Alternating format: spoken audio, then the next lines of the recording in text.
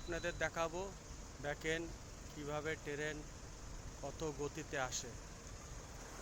কিছুক্ষণের ভিতরে আমাদের মাঝে ট্রেন দেখা যাবে,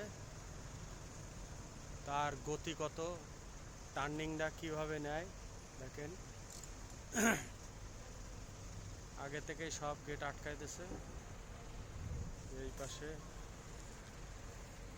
সম্পূর্ণ গেট আটকাই দিয়েছে, খুব দ্রুত আসছে।